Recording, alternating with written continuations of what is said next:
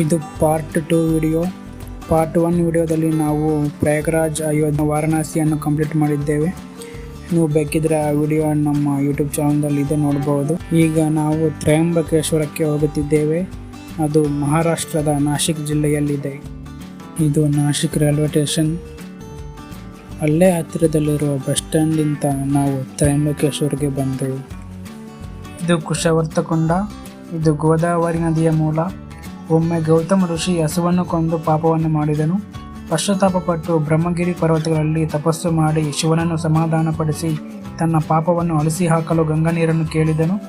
ಅವನ ಭಕ್ತಿಗೆ ಮೆಚ್ಚಿದ ಶಿವನು ಬ್ರಹ್ಮಗಿರಿ ಪರ್ವತಗಳಿಂದ ಗಂಗೆಯನ್ನು ಭೂಮಿಗೆ ಕಳುಹಿಸಿದನು. ಇದೇ ನಾವು ಈಗ ಗೋದಾವರಿ ನದಿ ಎಂದು ಕರೆಯುತ್ತಿದ್ದೇವೆ.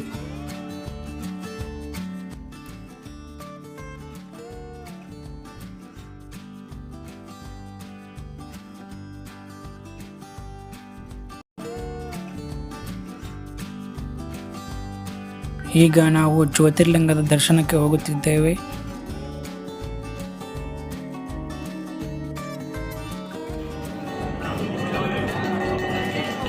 ತ್ರಯಂಬಕೇಶ್ವರ ಜ್ಯೋತಿರ್ಲಿಂಗವು 12 ಜ್ಯೋತಿರ್ಲಿಂಗಗಳಲ್ಲಿ ಒಂದು. ಈ ಜ್ಯೋತಿರ್ಲಿಂಗದ ವೈಶಿಷ್ಟ್ಯವೇನೆಂದರೆ ಬ್ರಹ್ಮ, ವಿಷ್ಣು, ಮಹೇಶ್ವರರನ್ನು ಪ್ರತಿನಿಧಿಸುವ ಏಕೈಕ ಜ್ಯೋತಿರ್ಲಿಂಗವಿದು.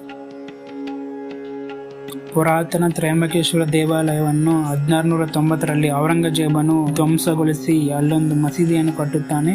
ನಂತರ ಬಂದ ಮರಾಠ ಪೇಶ್ವೆಯಾದ ಬಾಲಾಜಿ ಬಾಜಿರಾವನು ಆ ಮಸೀದಿಯನ್ನು ಕೆಡವಿ ಅಲ್ಲಿಯೇ ತ್ರಯಂಬಕೇಶ್ವರ ದೇವಾಲಯವನ್ನು ಮರುನಿರ್ಮಾಣ ಮಾಡುತ್ತಾನೆ.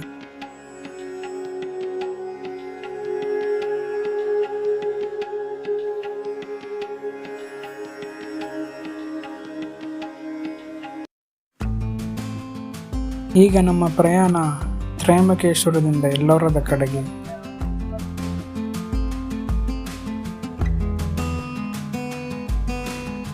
ಎಲ್ಲೋರದಲ್ಲಿ ಒಟ್ಟು 34 ಗುಹಾಲಯಗಳಿವೆ. ಇವು ಬೌದ್ಧ, ಜೈನ ಮತ್ತು ಹಿಂದೂ ಧರ್ಮಕ್ಕೆ ಸಂಬಂಧಿಸಿವೆ.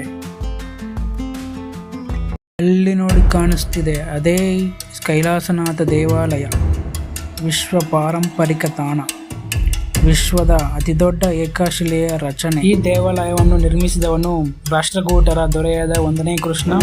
ಇವನ ರಾಜಧಾನಿ ಮಲ್ಕೇಡ. ಇದು ಗುಲ್ಬರ್ಗ ಜಿಲ್ಲೆಯ ಸೇಡಂ ತಾಲೂಕಿನಲ್ಲಿದೆ.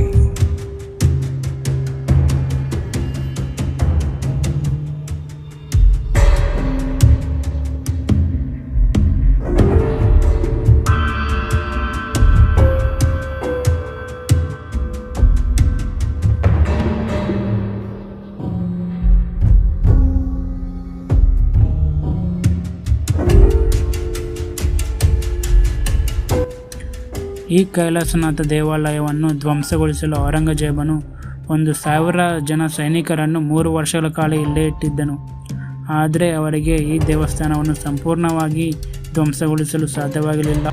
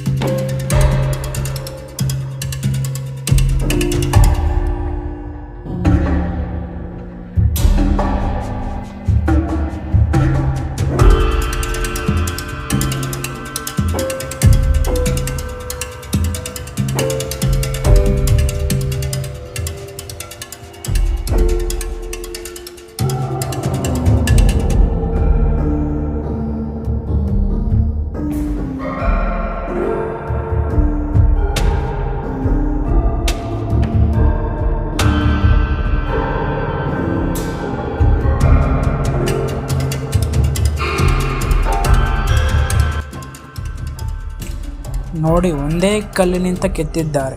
ಪ್ರಪಂಚದ ಅದ್ಭುತಗಳಲ್ಲಿ ಇದು ಒಂದು. ಶಿಲೆಯಲ್ಲಿ ಹುಟ್ಟಿದ ದೇವಾಲಯ. ಇದು ಪರ್ವತದ ಹೃದಯದಿಂದ ಹೊರಬಂದ ದೇವಾಲಯ. ಇದು ಭಕ್ತಿಯ ಶ್ರೇಷ್ಠ ಸಂಕೇತ.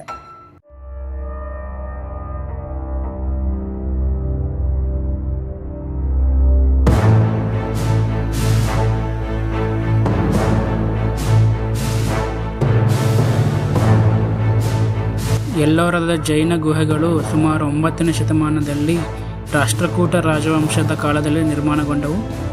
ಇವು ಮುಖ್ಯವಾಗಿ ಗುಹೆ ಸಂಖ್ಯೆ 30 ರಿಂದ 34ರವರೆಗೆ ಇವೆ.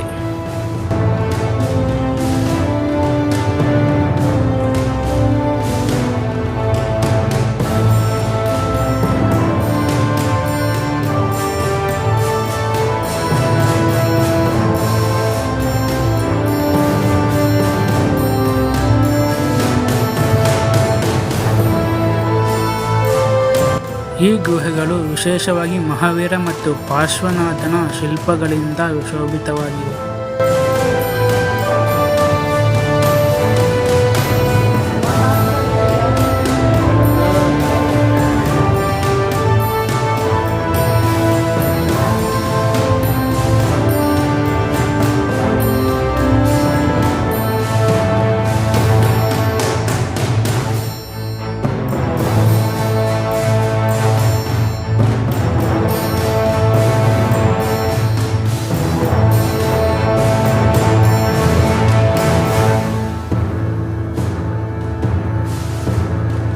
ಎಲ್ಲೋರದ ಗುಹೆ ಸಂಖ್ಯೆ 1 ರಿಂದ 12ರವರೆಗೆ ಬೌದ್ಧ ಗುಹೆಗಳಾಗಿವೆ.